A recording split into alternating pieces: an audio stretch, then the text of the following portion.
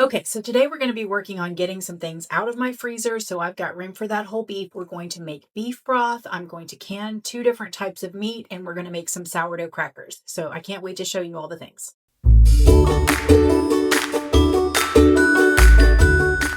Today I am making some extra room in my freezer, so I'm going to be canning up a ton of chicken broth. I can't wait to show you how I like to make it. It's kind of a combination between broth and stock, but it's how we like to eat it. So let's jump right on in.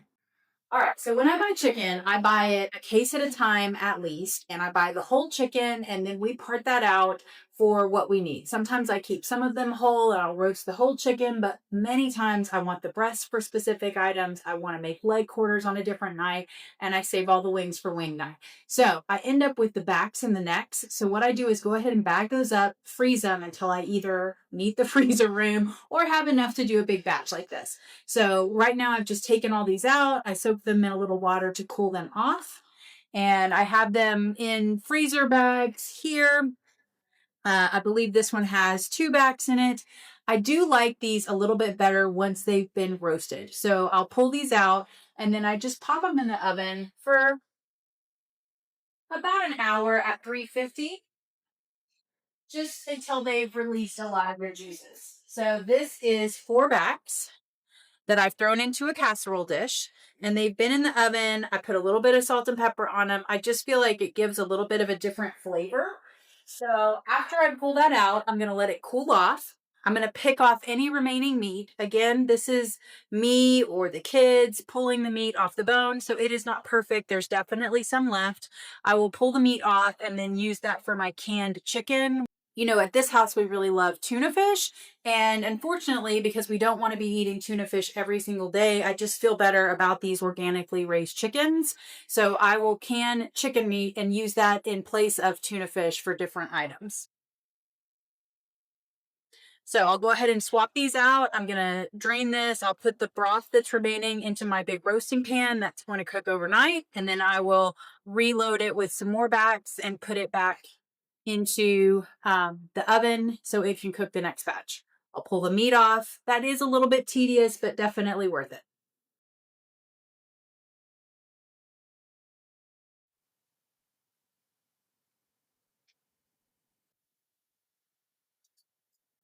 Okay, so I'll just go ahead and pour this into the bottom of my roaster. And then once my bones pull off enough and I could pull the meat off, I'll add the bones back to this and make my entire container of chicken broth stock. Again, this is a really big roasting pan. We have a large family. I like to do things in big batches. You could absolutely do this in smaller batches, but this is a 26-quart roaster. So now I will just load up the rest of my chicken. Don't touch that because it is hot. Have to keep reminding myself.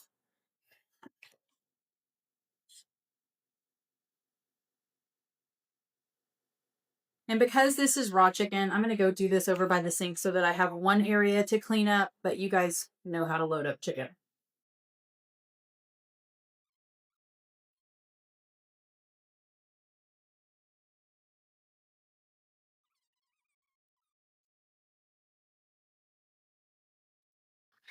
All this homemade cooking, it's always so many dishes, but it's so worth it.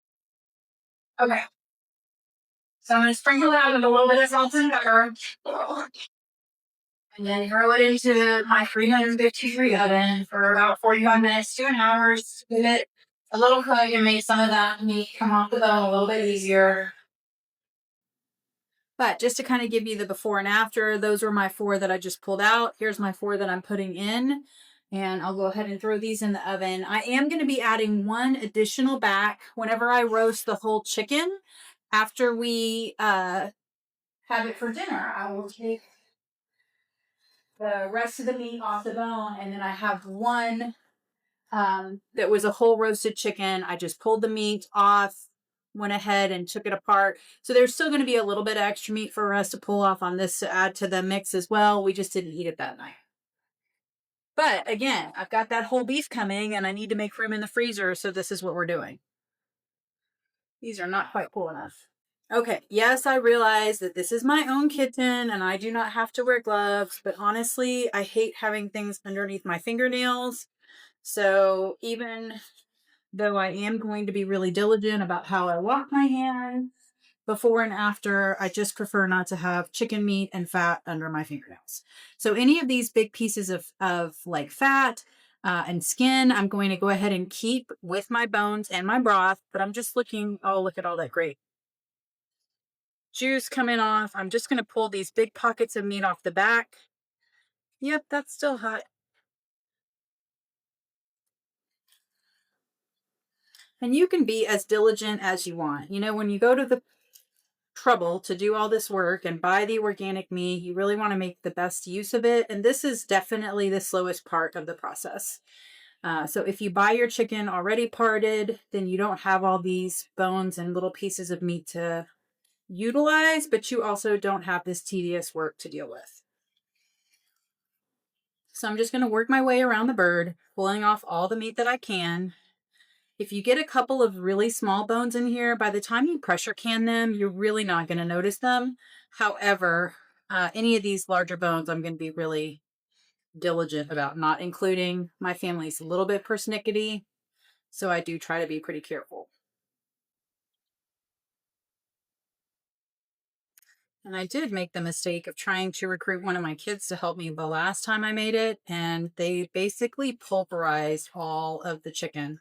I'd actually cooked it overnight in the roaster first, and because when you do that, everything kind of just falls apart, which is great. It just for kids wasn't the best solution for our household.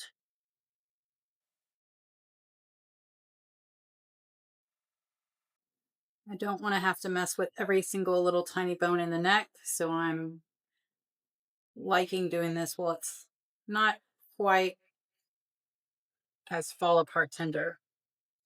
And I still like having all of that in the broth. I just don't want to have to deal with it in here.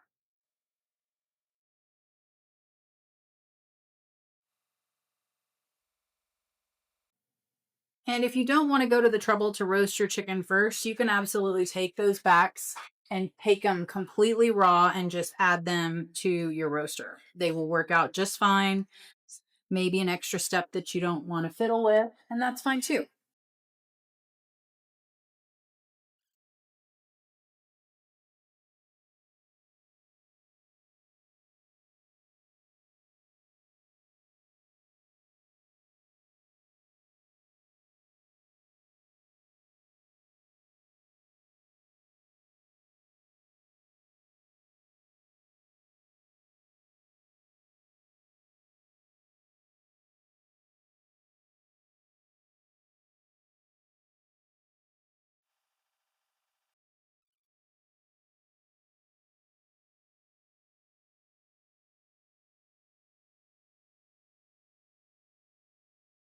And if you don't want to use this meat for canned meat, you can absolutely leave it in your broth. It will be just fine in there. I just like to try and take advantage of all the parts that I have, especially when I have the freezer space to store it until I've accumulated enough to make a big batch of broth. And the kids are finally at an age where they can kind of help themselves, or at least some of them can. And they may not always be as diligent about getting all the meat off of everything. So it makes me not worry about it so much. I'll just take whatever's left, freeze it, and then use it later.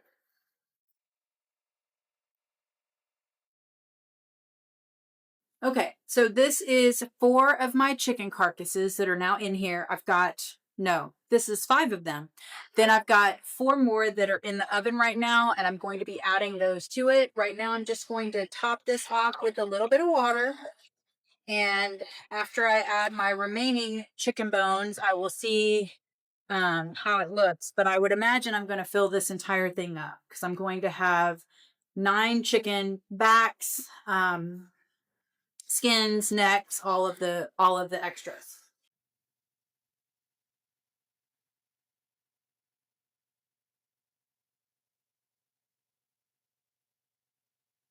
Okay, so my chicken broth slash stock has been cooking overnight. I left it on 200 degrees and it's coming along quite nicely. I'm going to go ahead and add my vegetables to this now.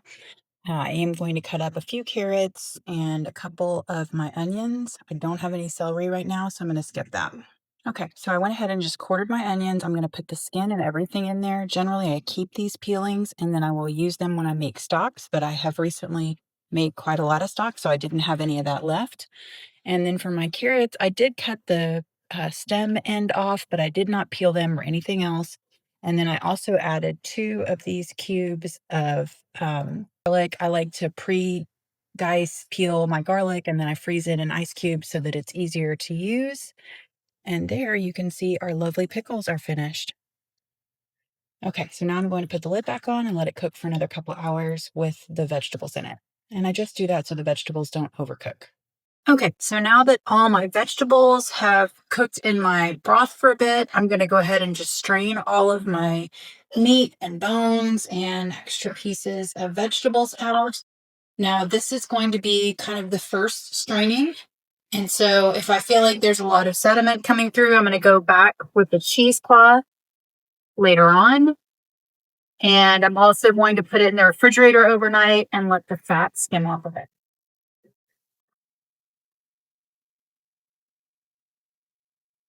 And I like to just transfer this to another container while I'm waiting and let it continue to drain off. And so I'll usually just do that with a second container with a real basic colander, and then I can pour that whole liquid.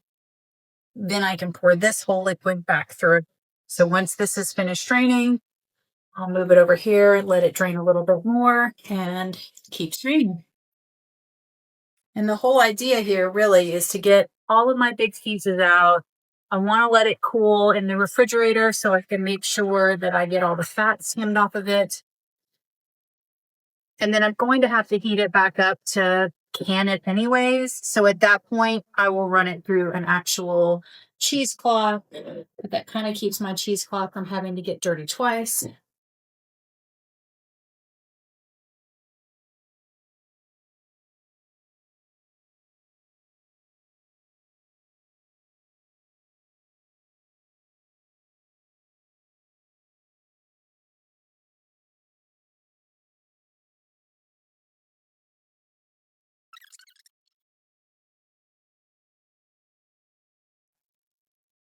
Okay, I'm gonna let that keep draining. And I'm gonna pour back through the drippings from my other colander.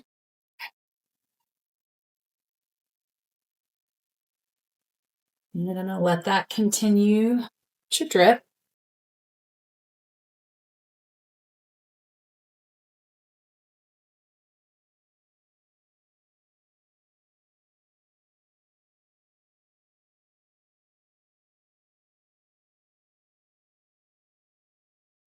Oh no!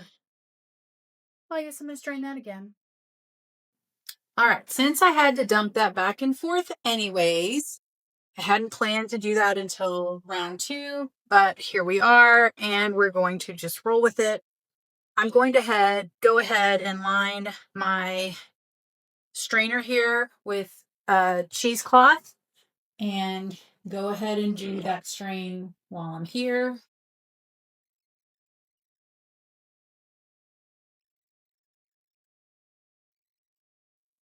Okay, so I've had this chilling overnight in our refrigerator, and I'm going to go ahead and skim off some of the fat before I can it. I did take about a gallon out of it yesterday to make 2 different soups that we have in the fridge, and I wasn't worried about the fat in that, but I don't want to can all of this fat in my broth. So I'm going to go ahead and skim that off, and then we'll get the jars ready and get the canners going. It is still dark outside. I'm trying to get a jump start on my day. And because this is an induction cooktop and I have an All-American canner, and that is an aluminum based canner, it will not work on an induction. And it is really something you ought to be careful with any glass top. And a pressure canner, definitely read your owner's manual. But I'm going to be using my All-American outside on a propane cooker. A lot of the propane cookers have more BTUs than your inside stoves. You do have to be really careful with that. Definitely make sure that you're making an informed choice on whether or not you're going to do the same thing. I never use my burner at more than 50% outside. So that's a decision we made so that I would be able to continue to can in this house. Okay, and while I'm waiting for that broth to come up to temperature, I'm also going to be processing this pork loin. And as I've said a couple times now, I'm kind of clearing out the freezer so that I can have room for this whole beef we've got coming in. So I'm taking some of my smaller cuts like this and I'm going to go ahead and can them. The first thing I want to do is get this into a more manageable size. And I'm going to be putting these into quart jars, but I want to make sure that they're small enough that they'll come out easily. But they don't have to be tiny. They are going to pressure can for 90 minutes, so they're going to get nice and tender. So if there's any big fat pockets, I'm going to go ahead and trim those off. But for the most part, this is a pretty lean cut. I'm not super worried about it. Then I'll just take what's remaining here and cube it up, hold it in the pot until I'm ready to put it in the jars. I do like to use these cutting boards under my, or excuse me, oops, cookie sheets under my cutting board just to make sure that none of my drippings are getting anywhere. I still am going to be really diligent when I clean the countertops later, but I just feel a little bit better about making sure it's contained. So I'm going to do some of these a little bit smaller. I find that most of the time the meat really pulls apart like shredded chicken. So I'll probably leave some of them a little bit larger for soups and stews. But if I know it's going to go in a casserole, I like to start with the smaller chunks just to make it one less step on the night where we're going to eat it.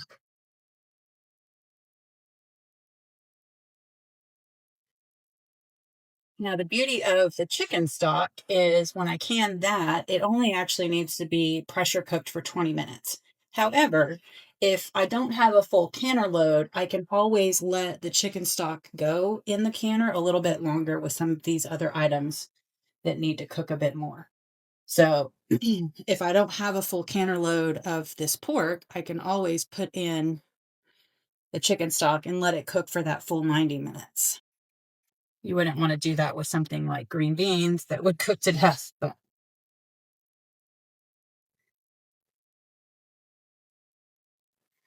and again, you could probably leave this, but I just find that we don't like it in the finished product as much, so I'm just going to trim most of it off. This roast is so cold, my fingers are getting numb.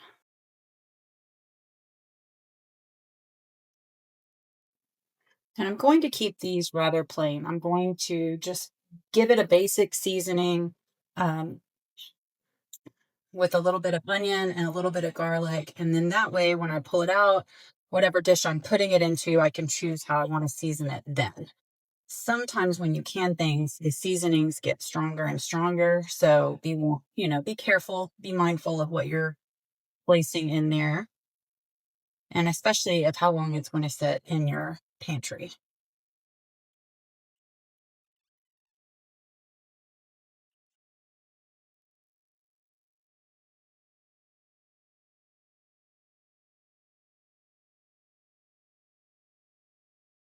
Okay, and then also in the spirit of having a full canner load, I have pulled one of these segments of my corned beef, and I'm going to can that.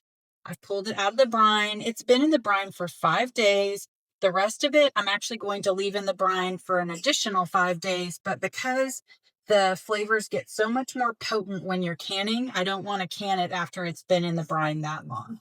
So it does have a lot of seasoning on it. I am going to cut the fat off and then cube it just like we did for the pork. And then that's also going to process for 90 minutes.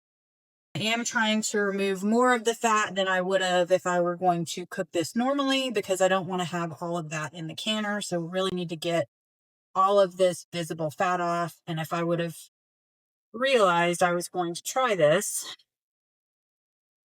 before I soaked it, I would have gotten more of this fat off then.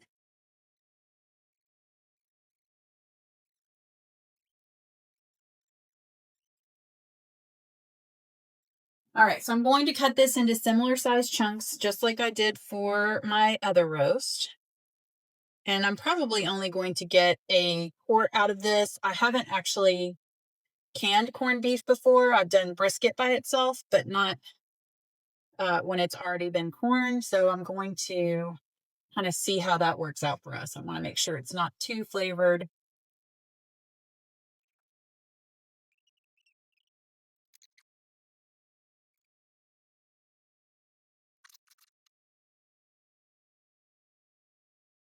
So now my broth is boiling. I've got my hot jars ready to go, and I'm going to fill my jars up. I'm using my narrow mouth jars right now because I like to save my wide mouth for things that are harder to pour out. And whenever I'm canning broth, I always try to keep it tidy, but at the end of the day, I just know that this is going to be a bit of a messy endeavor. Some people like to use a pitcher to pour it. I don't want to put hot broth into a plastic pitcher. Feel a little bit better about this ladle, but not much. But it's so much bigger than my other ladle, I kind of suffer through it.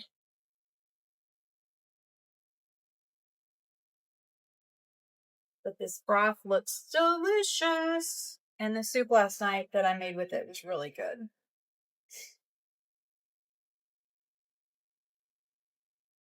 So I am getting a little bit of the chicken on the outside of my jars. So I am going to have to wipe down the rims. We always want to wipe those down with a little bit of white vinegar.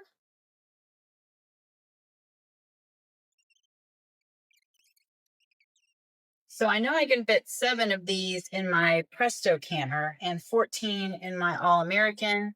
So depending on how many jars I actually end up with will help me decide which canner I'm going to use.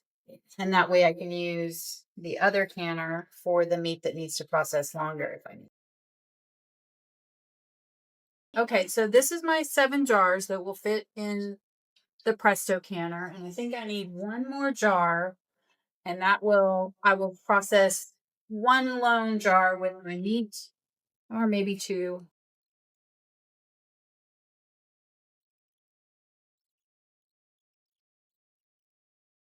Okay, so this last jar is mostly filled. I'm going to add a little bit of filtered water just to top it off. This is a really thick broth. Okay, so now I'm just going to take a little bit of vinegar and wipe each of these rims. Make sure that I have no fat anywhere near the tops. I want to make a really good seal. Okay, so then I'm going to place, I like to use these Tatler lids. They're a reusable option. Of course, you can use the regular canning lids. And then the same is true on, you just want to get it fingertip tight. And then we'll go load these up in the canner. I felt like that was a problem. Sometimes with some of my older jars, I have issues with them wanting to grip down over the entire Tatler lid. So occasionally with some of my jars, I just find it's better if it doesn't feel like it wants to fingertip tight and then stay on to go with something thinner. Right now, I have some Superb lids that I'm using. I'm liking those. I also like the 4-jar or the ball. Uh, I knew I had a culprit bad jar in here. I need to just take that jar out of the mix, but you know. So now I'm just going to transfer these outside and get them loaded into the canner. And they are very hot already, so definitely I don't want to hold on to them for long. So I know that that will fill the bottom of my Presto canner, and then I'm going to put these last 2 jars in my All-American with the other meat, and they will just get 90 minutes instead of 25 that these jars are going to need. So I'm going to put these in the canner, bring it up to my correct altitude pressure. The one in the Presto is going to get 25 minutes, and then the one in the All-American can just hang tight with the other meats for the full 90 minutes. Okay, so now I'm going to can up my additional meat that's going to help me fill up the rest of that pressure cooker.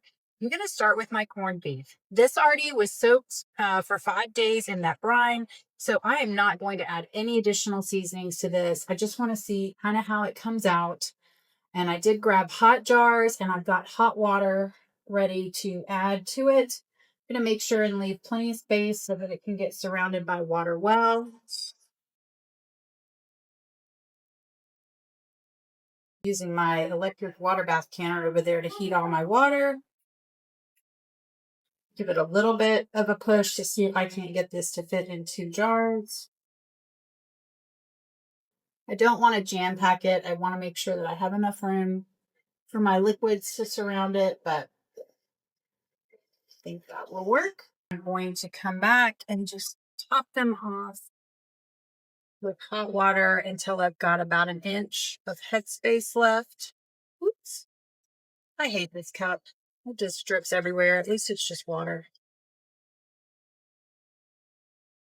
Okay, I'm going to grab my debubbler or anything plastic or silicone, and I'm just going to go around the outside, make sure that I get any of my bubbles loose, make sure that I've got enough liquid to cover my meats, and I still have my headspace that I want. Make sure and get all the air out of that jar. Okay, then I will take my vinegar again, and I'm going to give it a quick wipe down, and we'll get our lids on these guys. I do have a ton. I bought a lot of jars this year, so I have a lot of full size lids to get through. So I'm going to use some of my ball lids out of these. And then so they don't pull off on the countertop while I'm getting the pork ready, I'm going to go ahead and put these out in the canner. Okay, so now we'll can up our pork. I have room for 3 more jars in the bottom layer. I do have a canner that is tall enough to do 2 layers of my quart jars. So I probably am going to have to get that second layer out, but that's okay. To keep some diced onions in the fridge that I cut up probably about once a week and try to use them throughout the week. And then if I don't, I can always saute them in butter on that last day, and somehow they always just. Okay, so I like to mince my garlic all at one time, and then I freeze them into cubes and then pull them out of the ice trays later on so that I can use them to cook. So it's roughly about 4 cloves to each ice cube. So now I've got my garlic finished. Okay, so now we'll add our hot water. I'm going to fill it up until there's about an inch of headspace, and then we'll debubble. So I may have to top back out with some water, and that's okay.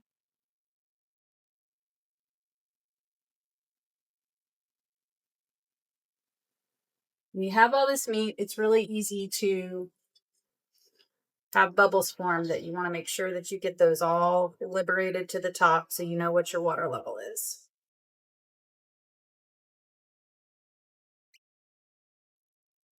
Now we'll grab a clean spot on our towel and some more of our distilled vinegar. We'll just wipe the rims and get our lids on.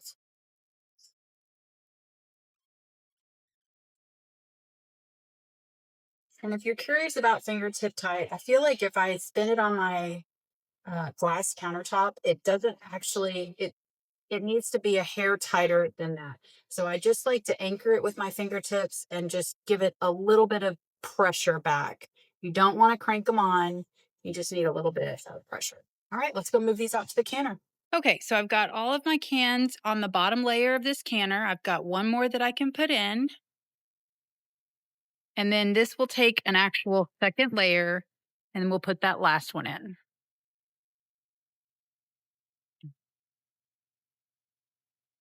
Then I'm going to pop on my lid and get it up to pressure. Okay, so now I've got both my lids on, and I'm just going to be waiting for them to start to come up to pressure. I will see steam coming out of the vents, and I will let that steam come out for 10 minutes before I place my weight on there. So my Presto canner is up to temperature and starting to steam now, but my All-American is a little bit slower to heat up. It will hold the heat longer, so that's okay. But I'm going to go ahead and start my 10-minute timer on the Presto canner, and that way I can go ahead and get that weighted gauge on there sooner. So my timer just went off. It's been steaming for the full 10 minutes. I'm still waiting for my All-American to come up to pressure, but I did start with the meat that was cold and then the hot water. So I'll go ahead and bump the heat up on that here in just a minute, and I will set this weight on and we'll start to wait for it to come up to pressure. So now I'm going to be looking for this to pop up, and this is going to go ahead and read all the way over to 10 because that's the pressure that we need here. And then once that starts to happen, then it will start to kind of teeter totter back and forth, and you'll hear it kind of make that ch noise, and we'll start our timer then. Okay, so now I have steam. Not sure if we can see it coming out of this vent as well. So I can start my 10-minute timer on the All-American. Okay, so now the All-American has been venting for 10 minutes. I'm going to go ahead and place my weight. This weight is slightly different. It has 3 different sides. So we're going to choose the side that says 10. I'm going to put that side down, and I'm going to let that come up to pressure again. So I'll be watching this come up to 10 pounds. And I'm going to go ahead and turn up the speed on my Presto. I was kind of keeping it a little lower, so hopefully I could start the timers at the same time, and it looks like that may work out. Okay, so the next thing I'm going to do is to make some sourdough discard crackers. So I typically like to have about 1 cup of sourdough discard to a tablespoon to 2 tablespoons of butter. And I'm just going to kind of mix that together. I am not going for the prettiest cracker award here. I just want something that they can have on the table that they feel like is a good snack. And I'm making a double batch today because I have so much discard left here.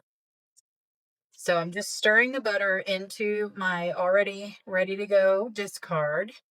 And then I'm going to throw a little bit of seasoning in here as well. I like to do my Italian blend from Azure Standard. I do want quite a lot of this because I feel like it's easy for that flavor to disappear. And then I'm going to put this onto 2 different cookie sheets here.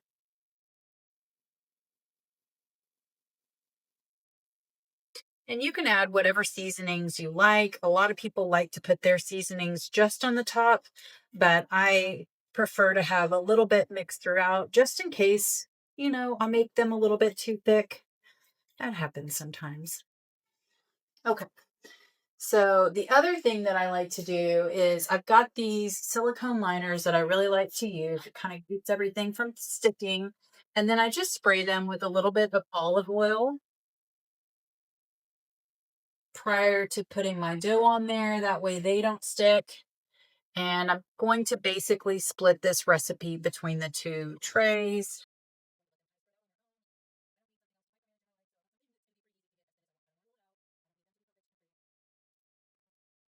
I'm just going to kind of give this a light spread, get it nice and thin. And sometimes you can let gravity do the work for you.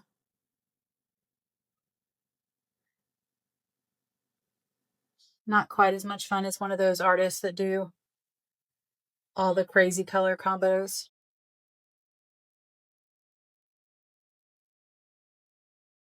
And I have preheated my oven to 325. I do have a convection oven, and so I am using that extra air movement to kind of help me. I want dried, crispy crackers. They don't have to be perfect, but my family does typically like them when they're not so chewy. And this was a really big batch. I probably should have made this into 3 trays, but sometimes you just don't have time for all that. We like the everything bagel seasoning, and this is a jar I have refilled with the Azure organic variety. I was in a pinch and I bought one at the store, and I now have a labeled jar. So there we go. So I'm going to be really generous and give that a heavy sprinkling on both. And then if you like to salt, this is the time where I would salt it. You could mix it into the dough, but I find that my family notices the salt more when I put it on top. And then I don't have to salt it quite as heavily. So I am really generous with the seasonings.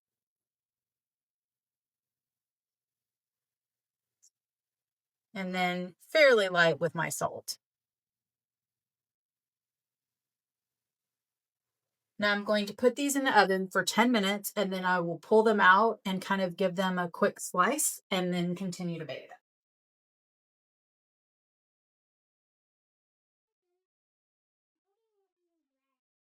Okay, so next I'm just going to score this and I'm going to cheat and use a pizza cutter. Again, I don't need these to be beautiful. I just want them to be my crackers. I'll probably leave one tray out on the countertop and the kids will eat them all today. And the other one I will let cool and then bag up. It smells delicious. I like it when you say that. Mom, Yes. what are these? Mommy is not making square breakfast today. We're going to have some quadrilaterals.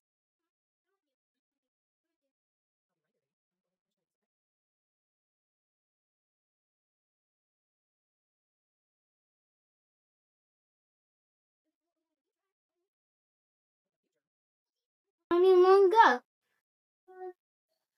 The movies were great long ago. Oh, movies were great? You mean black and white? Yep. So you're comparing your pencils to black and white movies? I love it. You're so creative. Okay, Mom's gonna go check on the pressure canner. So I stopped them a little bit early. These are always one of those things that I just kind of play by ear. And as soon as they're really starting to pull apart like that, I'm going to let them cool on these silicone baking mats and then I will break them and put them into jars. Okay, so I'm just going to take the remaining crackers and then throw them in the jar. And these will probably disappear in another day or two. But this is why I like to cut them up a little bit smaller. If I was going to put them in a Ziploc baggie, I'd probably go with something a little larger.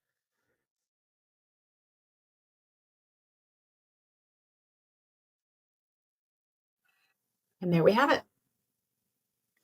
Okay, getting close, but it is not quite there. You can hear it's not quite doing the hula dance, and we're just under 10 pounds of pressure. And the All-American is coming up to temperature, albeit a little bit slower. I'll probably turn up the heat just a hair. I don't want to overdo it since this particular Camp Chef will put out more BTUs than the All-American is rated for. Right. Okay, so now both of my gauges are measuring at 10 psi. There goes the All-American. I want to hear it do that about 3 times a minute. And you can see my Presto is just kind of jiggling along. It's letting a tiny bit out, but not crazy.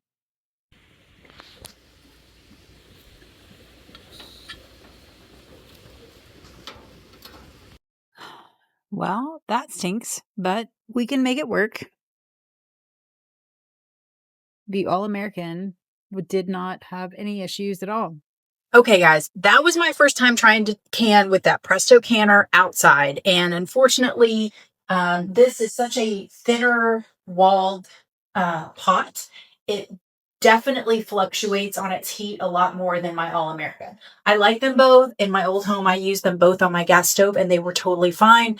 But it does lose heat and gain heat a lot faster. So keep that in mind if you're using it. Again, this is not a full-on review of both types. I can definitely do that. If you guys are interested, comment below and let me know. But I think there's a lot of those out there already. I did go ahead and reprocess those chicken broths that didn't seal. Unfortunately, that's just part of the game sometimes. But I went ahead and processed a little bit more and I got 100% seal rate on all of them. So I ended up with 16 quarts of chicken broth and then an additional gallon that I took out. So for my 9 chickens, I think that's a lot of really nutritious bone chicken broth. 2 quarts of my corned beef to try. I can't wait to try those and see how they ended up. And then 4 quarts of my pork loin. So I hope you guys have enjoyed this tutorial and kind of cook with me in the kitchen this week. And I'm trying to get that freezer emptied. So we're just getting a lot of stuff processed. So thanks for joining me this week on all the things we had going on in the kitchen, and I can't wait to see you next time.